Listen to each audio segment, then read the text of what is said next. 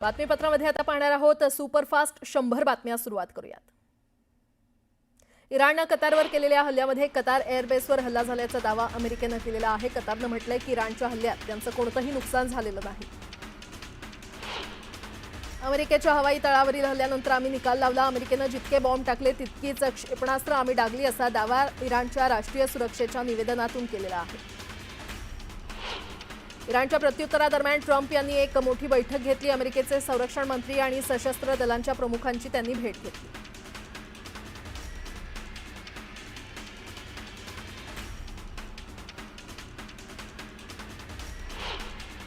कतारमधील त्यांच्या एअरबेसवर हल्ल्यानंतर अमेरिकेने अलर्ट जारी केलाय। पश्चिम आशियातील त्यांच्या सर्व एअरबेससाठी अलर्ट जारी करण्यात आलेला आहे। इराणने कतारवर केलेल्या हल्ल्यावर इस्रायलने मोठं विधान केलंय। इराण संपूर्ण जगासाठी धोका आहे। इस्रायलने केलेल्या कतारमधील अमेरिकन एअरबेसवर हल्ला हा सर्वांसाठी धोका आहे। कतारमधील अमेरिकन लष्करी तळावरील हल्ल्याने इराण आनंदी झालाय। तेहरानच्या रस्त्यांवर लोक आनंद साजरा करताना पाहायला मिळाले। इराणने कतारवर हल्ला केल्यानंतर अनेक देशांनी त्यांचे हवाई क्षेत्र बंद केलेत। कतारनंतर यूएई आणि बहरीनने त्यांचे हवाई क्षेत्र बंद केले।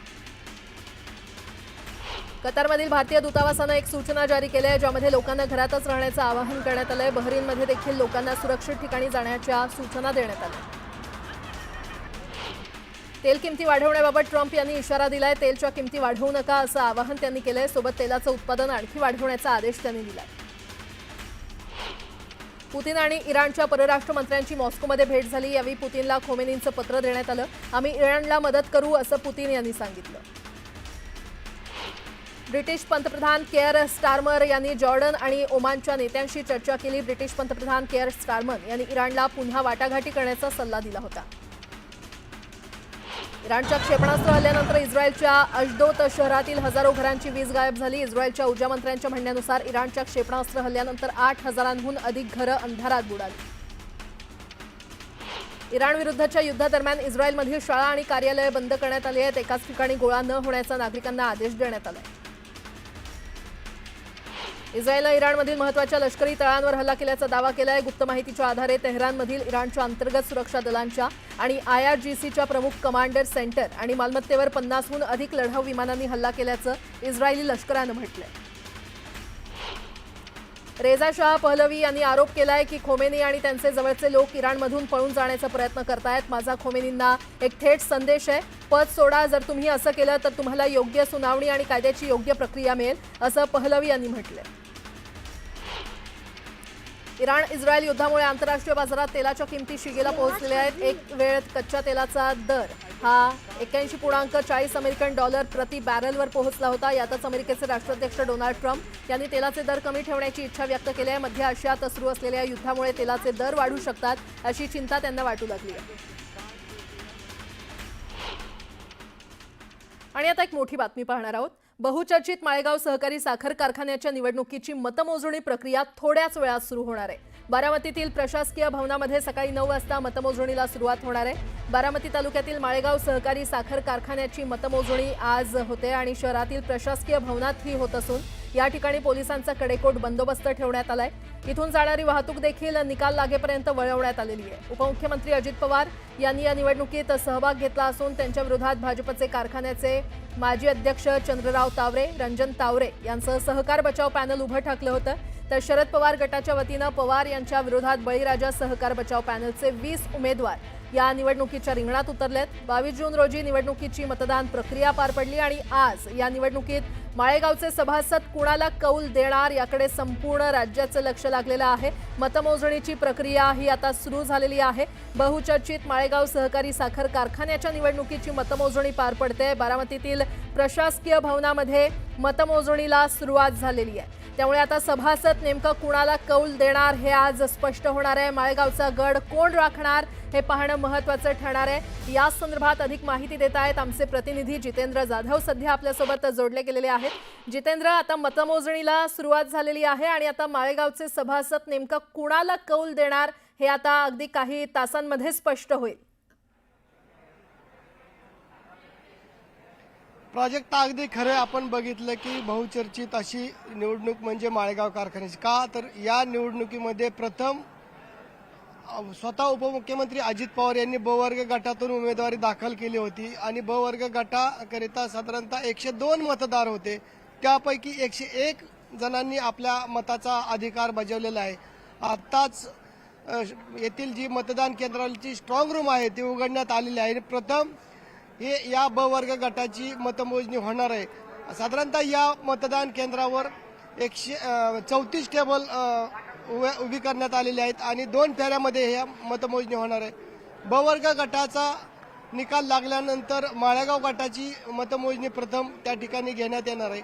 साधारणतः बॅलेट पेपरवर ही मतदान असल्याने रात्री उशिरापर्यंत ही मतमोजणी चालेल असा अंदाज येथील प्रशासकीय अधिकाऱ्यांनी दर्शवलेला आहे. कारण का छत्रपती कारखान्याच्या वेळेस देखील रात्री 12 ते 1 वाजेपर्यंत ही मतमोजणी चालली होती आणि आता माळेगाव कारखान्याचं साधारणतः 19,000च्या आसपास मतदान होते. त्यापैकी 17,500 मतदारांनी या अधिकार बजावलेला आहे आणि आपण बघतोय की आता माळेगावचे सभासद नक्की कुणाला कौल देणार आणि गुलाल कुणाच्या खांद्यावर पडणार हे आपल्याला पाहावं लागणार आहे. प्राजक्ता, निश्चितच जितेंद्र, वेळोवेळी तुमच्याशी संवाद साधत राहू. तुर्तास धन्यवाद या सविस्तर माहितीसाठी. तर सभासद आज कुणाला कौल देणार हे स्पष्ट होणार आहे. माळेगावचा गड कोण राखणार हे आता पाहणं महत्त्वाचं ठरणार आहे. आणि आता पुन्हा एकदा बातम्या पाहणार आहोत वेगवान स्वरूपात. राज्यातील महानगरपालिका, नगरपरिषदा आणि नगरपंचायतीच्या सार्वत्रिक निवडणुका 4 महिन्यात लावण्याचे आदेश सर्वोच्च न्यायालयानं दिले आहेत. मात्र निवडणुकांसाठी प्रभाग रचना आराखडा बनवण्याची प्रक्रिया नव्या आदेशानुसार सप्टेंबर अखेरपर्यंत चालणार आहे. ऑक्टोबरमध्ये दिवाळी आहे आणि त्या दरम्यान निवडणुका घेतल्या जातील अशी शक्यता कमीच असल्यानं महापालिका निवडणुकीला दिवाळीनंतरचाच मुहूर्त लागणार आहे. स्थानिक स्वराज्य संस्थांच्या निवडणुकीसाठी भाजपा ॲक्शन मोडवर आली आहे. मुख्यमंत्री देवेंद्र फडणवीस यांनी महत्त्वाची बैठक बोलावली असून आज संध्याकाळी 7 वाजता वर्षा बंगल्यावर प्रमुख नेत्यांची बैठक पार पडणार आहे. ठाकरे गटाला मोठं खिंडार पडत असून शेकडो पदाधिकारी, कार्यकर्ते शिवसेना, शिंदे गट आणि भाजपमध्ये प्रवेश करत आहेत. महादेव बाबर राष्ट्रवादी काँग्रेसमध्ये प्रवेश करणार आहेत. उपमुख्यमंत्री अजित पवार यावेळी उपस्थित राहणार असून पुण्याची ताकद अजून वाढणार आहे. विकासासाठी खर्च केला जाणारा प्रत्येक रुपया सर्वसामान्यांपर्यंत पोहोचला पाहिजे आणि त्या दृष्टीनं संसदेच्या अंदाज समितीचं काम खूप परिणामकारक ठरतं असं उपमुख्यमंत्री एकनाथ शिंदे म्हटले. संसद तसंच विविध राज्यांच्या अंदाज समितीच्या राष्ट्रीय परिषदेच्या उद्घाटन प्रसंगी ते बोलत होते. महाराष्ट्र प्रदेश काँग्रेस कमिटीचे अध्यक्ष हर्षवर्धन सपकाळ यांनी वारीमध्ये चालण्याचा संकल्प केलाय. सपकाळ हे दिंडीमध्ये सहभागी होत असून ते दिवसभर दिंडीसोबत चालणार आहेत. कोयना धरण पाणलोट क्षेत्रामध्ये मुसळधार पावसानं हजेरी लावल्यानं पाणी पातळीत वाढ झाली आहे. कोयना शिवसागराचा जलसाठा 36.42% झालेला आहे तर साताऱ्यातील प्रमुख 6 धरणांचा जलसाठा 40% पोहोचलाय. कणकवलीमध्ये झालेल्या मुसळधार पावसामुळे तळेरे, पियाळी, फोंडा मार्ग चिखलमय झालेला आहे आणि त्यामुळे वाहन चालकांना मोठी कसरत करावी लागते. या मार्गातून मायनिंग नेणारे ट्रक आणि डंपर ये-जा करत असल्यानं हा मार्ग खड्डेमय झालाय. त्यामुळे या मार्गावरून मायनिंग वाहतूक बंद व्हावी अशी मागणी नागरिकांनी केली आहे. राज्यात मुसळधार पावसानं हजेरी लावल्यानं गेल्या 8 ते 10 दिवसात अनेक धरणातील पाणी साठ्यात वाढ झाली आहे. अनेक धरणातील जलसाठा 50%हून जास्त आहे तर काही धरणांमध्ये पुरेसा जलसाठा देखील जमा झालाय. आजपासून अकोला, नागपूरसह विदर्भात मध्यम ते जोरदार पाऊस होण्याचा अंदाज हवामान खात्यानं वर्तवला आहे. 28 जूनपर्यंत विदर्भातील भंडारा, गोंदिया, बुलढाणा जिल्ह्यात जोरदार पावसाची शक्यता वर्तवण्यात आली आहे. त्यामुळे भात, सोयाबीन, कापूस पेरणीसाठी अनुकूल वातावरण निर्माण होणार आहे. मुंबईत मे अखेरपासून सुरू असलेल्या पावसामुळे संसर्गजन्य आजारांनी डोकं वर काढलंय आणि या आजारांना आळा घालण्यासाठी पालिकेकडून घरोघरी सर्वेक्षण करून सुरू आहे. तर मागील 2 आठवड्यात मलेरियाचे 341 आणि डेंग्यूचे 48 रुग्ण आढळलेले आहेत. त्यामुळे मुंबईकरांनी काळजी घ्यावी असं आवाहन पालिका प्रशासनानं केलं. मुंबईपासून हाकेच्या अंतरावर असूनही ठाणे जिल्ह्यातील ग्रामीण भाग मूलभूत सोयी सुविधांपासून कोसो दूर आहे. शहापुरात गेल्या 5 वर्षात 203 बालमृत्यू तर 36 माता मृत्यू झालेले आहेत. या धक्कादायक आकडेवारीमुळे शहापूर तालुका अक्षरशः पोळून निघालाय. महाराष्ट्र राज्य परिवहन महामंडळानं गेल्या 45 वर्षातील आपल्या आर्थिक स्थितीची श्वेतपत्रिका जारी केली आहे. गेल्या 45 वर्षातील 37 वर्ष लालपरी तोट्यातच धावते. फक्त 8 वर्षात एसटी महामंडळाला थोडाफार नफा मिळाला असा दावा त्यात करण्यात आला. पावसाचा आनंद लुटण्यासाठी वंदे भारत एक्सप्रेसमधून कोकणात जाण्याचा प्लॅन आखणाऱ्या प्रवाशांचा रेल्वेच्या मान्सून वेळापत्रकानं हिरमोड केलाय. कोकण रेल्वे मार्गावर लागू केलेल्या मान्सून वेळापत्रकामुळे मुंबई गोवा वंदे भारत एक्सप्रेसच्या शेकडो फेऱ्या रद्द होणार आहेत. लोकल ट्रेनला स्वयंचलित दरवाजे बसवण्याच्या निर्णयानं डबेवाल्यांची चिंता वाढली आहे. स्वयंचलित दरवाजांमुळे ट्रेनमधून जेवणाच्या डब्यांची ने-आण करताना गैरसोय होईल. त्यामुळे स्वयंचलित दरवाजाच्या पर्यायाचा पुनर्विचार करा आणि त्याऐवजी सर्व लोकल ट्रेन 15 डब्यांच्या करा, अशी मागणी डबेवाल्यांनी केली आहे. सीईटी सेल 2025-26 या शैक्षणिक वर्षासाठी बीएड, एमएड या अभ्यासक्रमाच्या केंद्रीभूत प्रवेशाची नोंदणी सुरू केलेली आहे. 4 जुलैपर्यंत अर्ज भरता येणार आहे.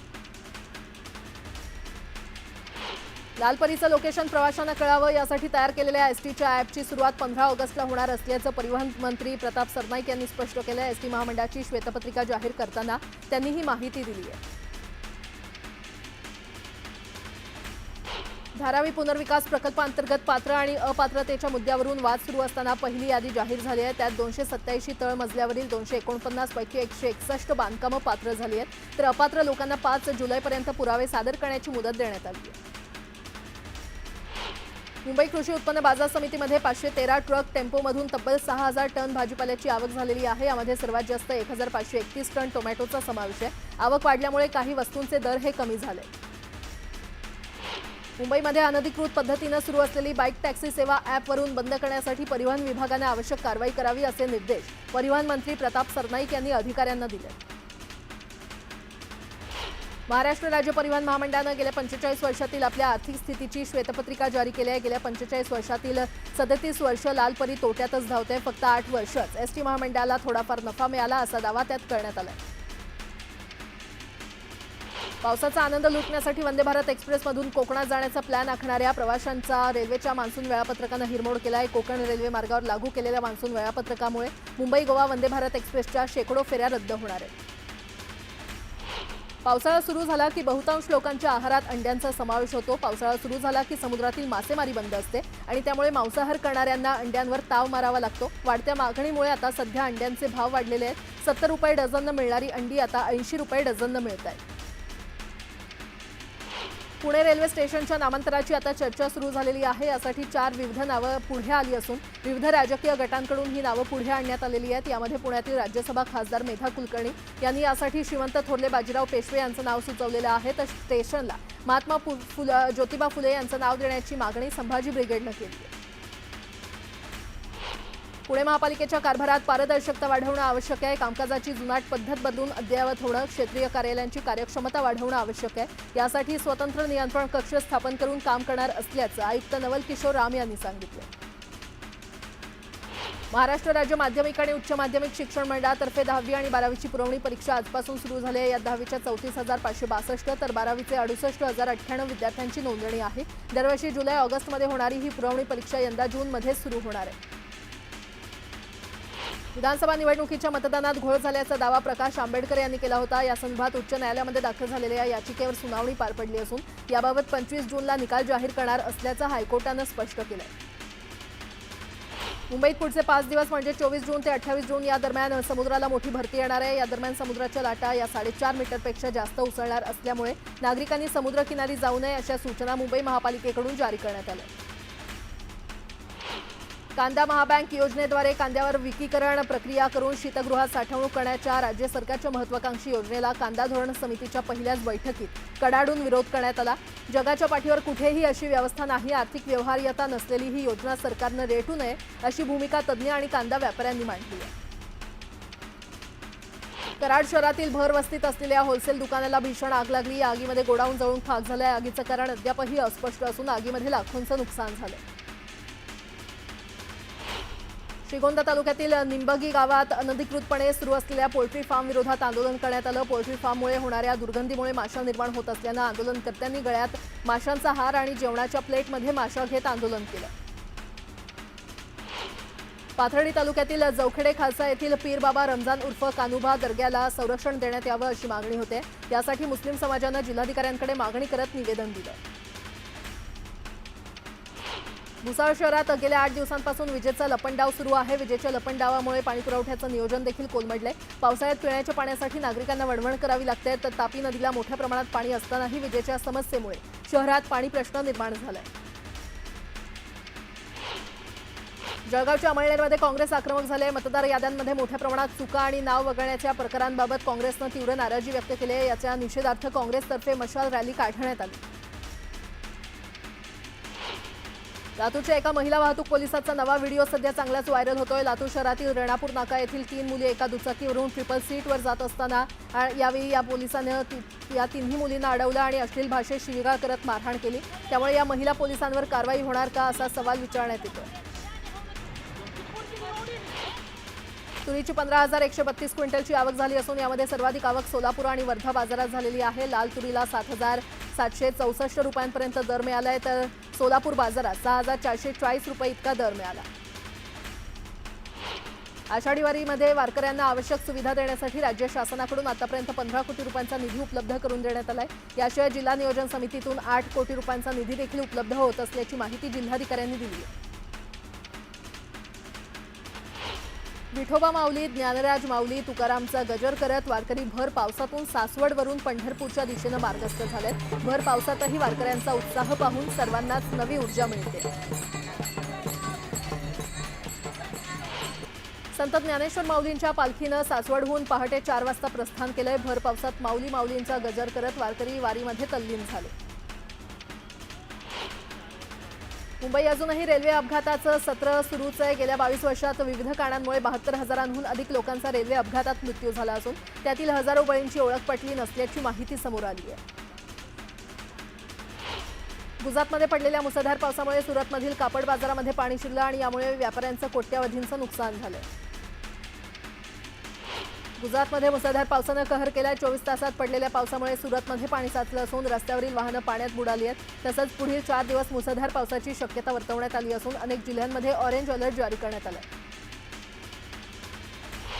सुरतमधील पाल परिसरातील ऑर्किड एलिट रेसिडेन्सीमध्ये भिंत कोसळण्याची घटना घडलेली आहे। यात कोणतीही जीवितहानी झालेली नाही।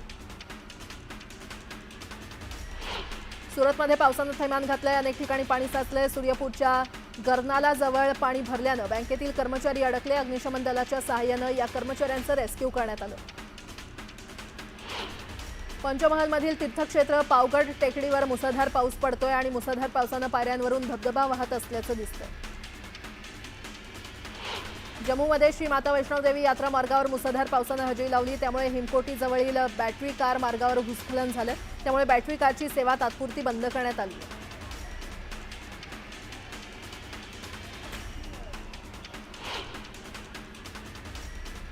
सुरतमधील मुसळधार पावसामुळे सथाना पोलीस स्टेशन पाण्याखाली गेलंय। पोलीस स्टेशनच्या आतमध्ये पाणी शिरलं असून कारागृहात गुडघ्यापर्यंत पाणी भरलंय।